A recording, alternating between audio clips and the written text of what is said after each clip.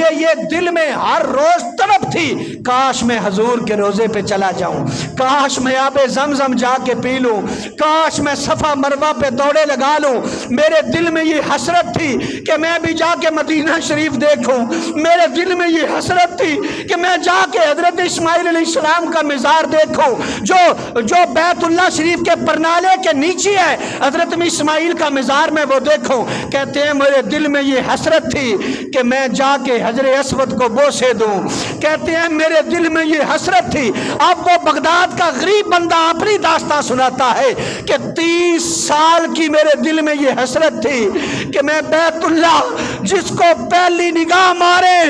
اللہ سارے گناہ معاف کر دیتا ہے، ایسے بندہ ہو جاتا ہے جیسے آج ہی ماں کے پیٹ سے نکلا ہے۔ تو میرے دل میں یہ حسرت تھی کہ میں بھی اللہ کے گھر کی زیارت کروں، میں بھی اللہ کے گھر کے طواف کروں، میں بھی وہاں پہ جا کے نوافل پڑھوں، میں بھی روزہ رسول پہ حاضری دوں، میں حضور کے قدموں میں کھڑا ہو کر درود و سلام پڑھوں۔ میرے دل کی حسرت تھی کہ میں جا کے ماں بین بیتی و منبری روزۃ من ریاض الجنہ میں جا کے نوافل ادا کروں۔ میرے دل کی بڑی حسرت تھی۔ فرمایا پھر کیا ہوا؟ کہنے لگا جب تھوڑے تھوڑے پیسے جمع کرتا رہا،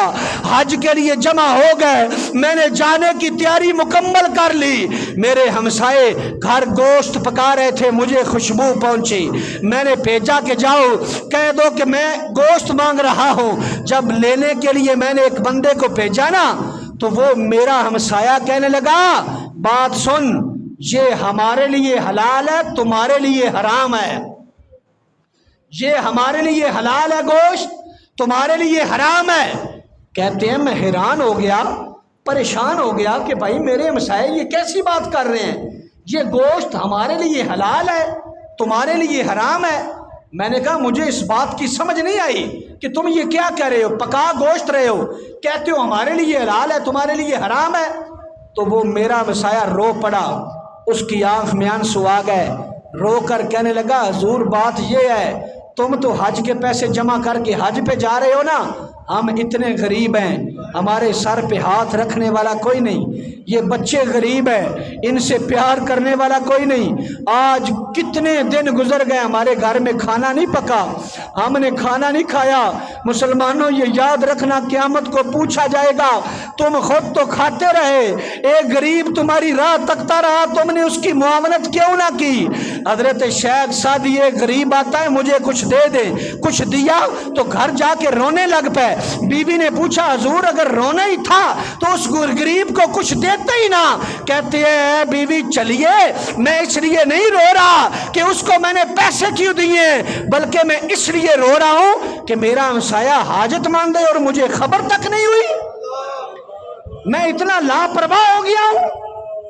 میں اتنا لاپرواہ ہو گیا ہوں کہ میرا ہمسایہ حاجت ماندا ہے، ضرورت ماندا ہے، مجھے اس کی کچھ خبر ہی نہیں ہوئی۔ میں اس لیے رو رہا ہوں کہ قیامت والے دن کہیں اس کی وجہ سے مجھے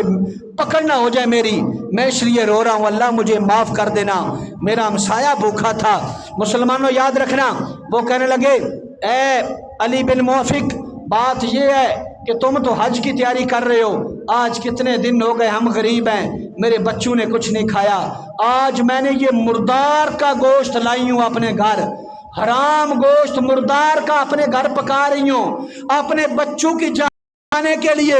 جان بچانا فرض ہے کہ میرے بچوں کی جان بچ جائے، اس لیے میں ان کو مردار کا حرام گوشت کھلا رہی ہوں۔ وہ ذات کا غریب آدمی موچی آنکھوں میں آنسو آ گئے، زاروں قطار رونے لگ گیا،